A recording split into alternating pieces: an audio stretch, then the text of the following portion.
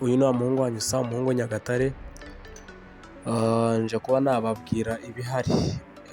Sandro Tonali nyuma y'uko ejo twakoze ikiganiro kuri Mateus Fernandes ndetse n'abandi bagiye batandukanye, nyuma yaho tugeze ku itariki ya mbere y'ukwa mbere nyuma yaho tugeze ku itariki ya mbere y'ukwa karindwi, murabizi ko nyine aribwo amakipe ntabwo urabiri serious, ikipe igurisha izi impamvu irimo kugurisha cyane cyane ibijyanye n'ibihombo cyangwa se n'inyungu basanga rimwe na rimwe baba bafite. Bamaze kwemeranya rero, agreement zabaye, Spurs ndetse na Newcastle zemeranyije ko miliyoni 100 arizo ikipe ya Tottenham igomba kwishyura Newcastle kuri Sandro Tonali, ariko harishyurwa miliyoni 92,500, noneho miliyoni 7,500 zizaza nka add-ons, ariko zizishyurwa nyine ari uko ikipe ya Tottenham yabonye qualification kuzakina Champions League sezitaha. No kuvuga ngo Tottenham iramutse itajya muri Champions League sezitaha ntabwo izi miliyoni 7,500 Newcastle zazibona.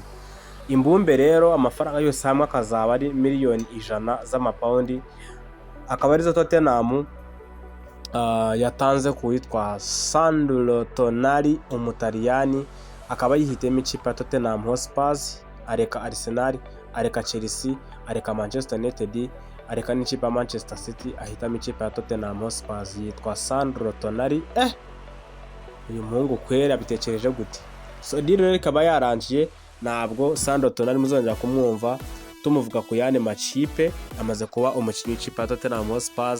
Cyakoze ikibazo ni iki gihe kugira ngo akore ikizamini cy'ubuzima, naho ubundi Sandro Tonali ni umusore w'ikipe ya Tottenham Hotspur next season.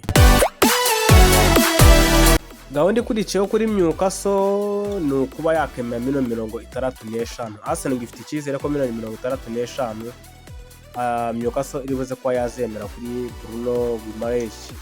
Rero Newcastle United iraza kubikoze business nziza, kwiraza kuba yinjije byibuze miliyoni 165 z'amapaundi kuri aba bakinnyi babiri. Ubwo rero Bruno Guimaraes niwe mukinnyi ukurikiye. Arsenal nayo igiye kuba yareba uburyo igomba kuba yasoza deal ya Bruno Guimaraes ave muri Newcastle nawe yerekeza mu ikipe ya Arsenal. Uyu mukapiteni w'ikipe ya Newcastle United nawe nyuma y'uko abonye ko Sandro Tonali ajoininze ikipe ya Tottenham Hotspur, aravuga ati nanjye ngomba kuba najoininga ikipe ya Arsenal, cyane ko Arsenal ntabwo ishaka abakinnyi bahenze, ishaka abakinnyi beza nyine batanga umusaruro ku buryo bafasha ikipe ya Arsenal, ariko nanone akaba ari babakinnyi nyine badahenze cyane, ko ntabwo wagura umukinnyi wa miliyoni 100 ngo uzamuzane kumwicaza kuri bench. Ugifite Zubimendi, ugifite Declan Rice, Arsenal ikavuga iti twebwe twagura umukinnyi tuvuga tuti byibuze uyu mukinnyi nubwo yaza azadufasha mu buryo bumwe cyangwa se ubundi, ariko bitabanje kugira ngo bibe byateza ikibazo mu bakinnyi rimwe na rimwe kubaburira nyine umwanya wo gukina. Arsenal yo ihisemo Bruno Guimaraes nyuma y'uko ikipe ya Tottenham itwaye Sandro Tonali. Ubwo rero unyuramo ku madiru wenda uko yagenze, ku munsi w'ejo twavuze kuri Mateus Fernandes wagiye mu ikipe ya Tottenham Hotspur miliyoni 85, ariko Tottenham noneho yashoye. Chelsea nayo igura witwa Marco Palestra miliyoni 47. Ikipe ya Bayern Munich igura Ismail Saibari miliyoni 55 z'amayero, ndetse n'ikipe ya Barcelona yaguze Anthony Gordon. Casemiro ari free agent yagiye mu ikipe ya Inter Miami. Goncalo Ramos yagiye mu ikipe ya AC Milan. Jeremy Jacquet yasinye ikipe ya Liverpool, ndetse n'uwitwa Van Heek aza mu ikipe ya Tottenham Hotspur miliyoni 60 z'amayero, ariko Tottenham Rasmus Hojlund ajya mu ikipe ya Napoli kuri miliyoni 44 z'amayero.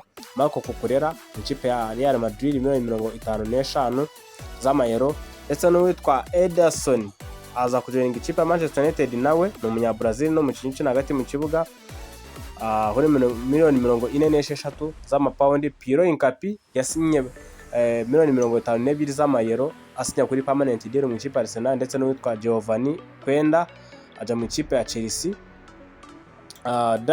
Daniel Malen ava mu ikipe ya Aston Villa yerekeza mu ikipe ya AS Roma. Ibrahima Konate ajyana kuri free agent ajya mu ikipe ya Real Madrid, ndetse n'uwitwa Victor Munoz azakujyana ikipe ya Liverpool miliyoni 40 z'amayero, ndetse n'uwitwa ni benshi n'abakinnyi benshi. Robert Lewandowski ajya mu ikipe ya Chicago Fire. N'abakinnyi bagiye bahindura amakipe nyine muri iyi merekato, ariko cyane nka Bernardo Silva mu ikipe ya Real Madrid, Alex Jimenez mu ikipe ya FC Bournemouth. N'abakinnyi benshi bagiye bahindura amakipe, ariko twebwe nyine impamvu nabinyuzemo nuko hariho deal zirimo kugenda zirangira, ndetse mwabonye ko Sandro Tonali ndetse n'utwa Matheus Fernandes Tottenham yabatwaye. Tekereza ufite Kono Garaga hagati mu kibuga, ufite Sandro Tonali, ufite Matheus Fernandes, Tottenham Hotspur zabikomeye. Wenda Tottenham niyo ifite Mohamed Kudus, ubyibuke Mohamed Kudus yavuye mu ikipe ya West Ham ajya mu ikipe ya Tottenham Hotspur. So abantu mureka babwize uko Tottenham izabikomeye. Gusa nanone kugira ngo ikipe ibangana ku gikombe nyine kugeza sezirangiye, namwe muzi icyo bisaba nyine. Niba ufana ikipe ya Arsenal, ukaba ufana Manchester City, ukaba ufana wenda abo makipe uko ari abiri, niyo makipe byibuze muri iyi myaka nk'itanu ishize, niyo makipe na Liverpool azi uburyo kwirukanka ku gikombe uko bimera. Ni ukuvuga ngo gutsinda imikino uyikurikiranya kandi uhozaho. Rero ni uguteza tukareba niba za Tottenham zizabishobora. Rero Sandro Tonali yihitemo ikipe ya Tottenham Hotspur. Arsenal irimo irasoza deal y'umunyezamu wari umaze igihe afata ikipe ya Leeds United, yitwa Iran Meslier. Uyu muhungu ku munsi w'ejo twamugarutseho, ni umunyezamu mwiza w'umuhanga kabisa. Arsenal irimo kumusoza rero ngo irebe ko yamutwara ku buntu. Ku myaka 26 yaba ari umuzamu mwiza. Uyu muhungu yitwa Bradley Barcola, ni umusore w'ikipe ya Paris Saint-Germain, akaba afite imyaka 21. Arsenal noneho yasubukuye ibiganiro kugira ngo irebe ko yavugana n'uyu muhungu witwa Bradley Barcola, ndetse na Paris Saint-Germain muri rusange kugira ngo irebe ko yamutwara. Arsenal irapushinga kugira ngo irebe ko yabisoza byose. Biteganyijwe yuko Arsenal igiye guhagurukana miliyoni 75 z'amadolari kugira ngo irebe ko uyu muhungu yamutwara. Gusa Paris Saint-Germain ikaba yifuza miliyoni 100 zifunze z'amayero. No kwibaza ngo ese biraza kwa byagenda bite. Ariko nanone Arsenal kuri Bradley Barcola nk'umukinnyi uzajya ukina ku ruhande rw'ibumoso, iravuga iti ariko se Bradley Barcola ko mu ikipe ya Paris Saint-Germain agera gutya kaza karata ibitego, mu ikipe y'igihugu nuko ese turamutse tumuzanye yaba mwiza. Abandi bakibaza bakavuga ati Arsenal ariko byabyiza nyine ibanje igategereza ikareba ko yabona umuwinga mwiza macacari. So kuri Bradley Barcola Arsenal yasubukuye ibiganiro ngo irebe ko yamugura mbere yuko Trossard asohoka. Hari amakuru amwerekeza mu gihugu cya Turukiya, ikipe ya Besiktas ndetse na Galatasaray ziramwifuza Leandro Trossard, ndetse n'ikipe ya FC Bournemouth nazo ziramwifuza. So rero Bradley Barcola Arsenal yasubukuye ibiganiro ndetse na Paris Saint-Germain kugira ngo irebe uburyo yatwara uyu muhungu. Rero agent we witwa Sissoko, niwe mu agent we, muramuzi cyane. Uyu nawe yahoze akina umupira w'amaguru. Bizwi yuko agomba kuba yagana n'ikipe ya Arsenal bakareba ese uyu muhungu azahembwa ngahe, azabaho gute, azakina gute, azakinishwa mu buhe buryo. Ariko Arsenal yabanje kuvuga iti reka tuvugana na Paris Saint-Germain twumve gahunda yayo uko ihagaze. Ubwo kuri Bradley Barcola abambazaga gutya mukamazaho bigeze ni gutyo bimeze. Arsenal irimo iragana na Paris Saint-Germain kugira ngo barebe ko ku myaka 21 uyu muhungu yajoininga ikipe ya Arsenal. Ikipe ya Arsenal ikabizanye undi mu sporting director mushyashya avuye mu ikipe ya Granada mu gihugu cya Espagne. Akaba rero ari umugabo witwa Javier Alonso. Akaba rero nawe ajoininze Andrea Berita kugira ngo barebe ko bafashe ikipe kujyanye no kuba bagira gute bakora icyitwa scouting department. Uyu mugabo rero akabaje kugira ngo barebe ko bagenda bagura abakinyi ndetse nuko bagira gute nyine bakagenda basohora abakinyi. Uyu mugabo rero yari sporting director mu ikipe ya Granada. Akaba rero yigarukiye neza cyane na Andrea Berita kugira ngo bakorane barebe ko bazagura abakinnyi beza kandi baryoshye muri iyi Amerika cyangwa se muri isoko ry'abakinnyi. Arsenal nakubwiye ko kuri Bradley Barcola ndetse no ku witwa Bruno Guimaraes Sandro Tonali byarangiye mu ikipe ya Spurs. Arsenal bakakanya amaso y'uwitwa Morgan Rogers. Amakuru ahari kandi yizewe, singiye kubabesha abafana b'ikipe Arsenal. Morgan Rogers Arsenal deal yayishyize separate, yacashaka kugira ngo ibanze irebe ahantu irwaye cyane kurusha ahandi. Nibyo kuzana Morgan Rogers ni umukinnyi wavuga ati uramurwaye, ariko ni umukinnyi akenshi bamumarira ku 10. Umukinisha kuri 11 kwa wari ukumuhenjeka, yego hakina neza ariko kwa wari ukumuhenjeka. Arsenal irashaka kugira ngo ibanze irebe ahantu irwaye, ibanze hagore. Noneho witwa Morgan Rogers cyane ko n'ikipe Aston Villa yo ngo irashaka kumuhenda igendeye ku kuba uyu musore wagiye mu ikipe ya Manchester City Elliot Anderson. Arsenal kavuga iti muratwima Morgan Rogers, turajya twigurira Morgan Gibbs White mu ikipe ya Nottingham Forest. Ukibaza ngo Morgan Gibbs White kapiteni wa Nottingham Forest ubundi we yamuguhera ngahe? Gusa Mikel Arteta arifuza Morgan Rogers hasi hejuru kurusha ibindi byose, ariko deal ye babanje kuyishyira separate kugira ngo nyine babanza bareba aho igikombe cy'isi kizarangirira. Igihugu nyine Abongereza bo bafite ukuntu bakora ibintu byabo. Byari byitegezo yuko nyine uyu munsi Bwongereza n'ubundi bwakinye match yari iryoshye n'abakongomani. Abakongomani bafite umupira mwiza, abakongomani wabonaga abakongomani bafite umupira kabisa, wabonaga abawinga bawo kavuga uti nk'abanga kuki badakina muri Premier League. Usibye nka ba Transembe, ukabona ba Bisaka, ba Masuaku, ba Mateta, ukareba abakinnyi bagiye batandukanye wenda bakinye mu Bwongereza n'abandi bakinamo. Ariko hari abakinnyi, hari umukinnyi w'umukongomani nakunze wambara nimero 7, namukunze kabisa. Gusa byari byitezo yuko rero uyu munsi Ubwongereza bwari kuvamo, ubwo nyine isoko ry'Ubwongereza ryari guhita rishyuha, ariko bakomeje ibitego 2-1 bya Harry Kane. Rero nkomoza kuri ico kintu mureke mbabwize ukuri mw'abantu. Nimara kubona ibitego Harry Kane yatsinze n'uburyo na situation Ubwongereza bwari burimo, nahise nemera yuko burya hari amakipe adafite abataka. Tujya tuvuga ngo Arsenal ifite Victor Gyökeres. Wapi wana. Victor Gyökeres no mukinnyi mwiza no mwataka, ariko hari uburyo umureba ukabona ko kugira ngo abe nka Harry Kane byagorana.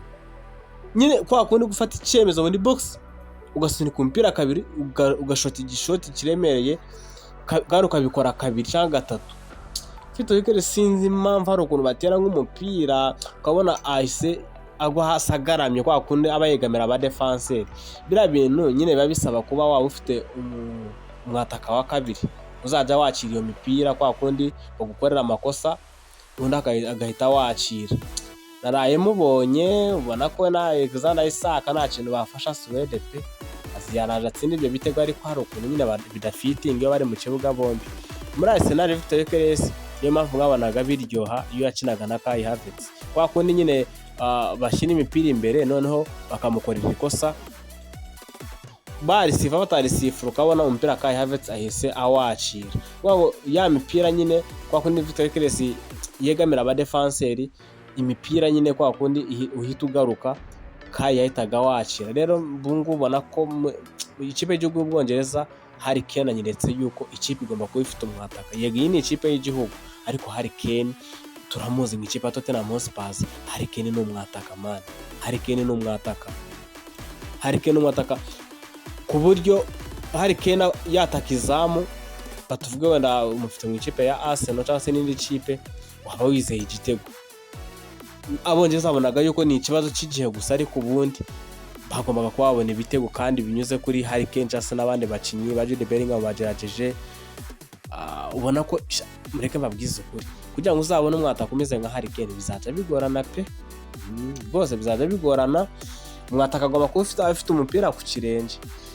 Biriya byo kujya kuvuga ngo Victor Gyökeres ni umukinnyi mwiza, ariko mwataka w'iki gihe bisaba kuba ufite umupira ku kirenge.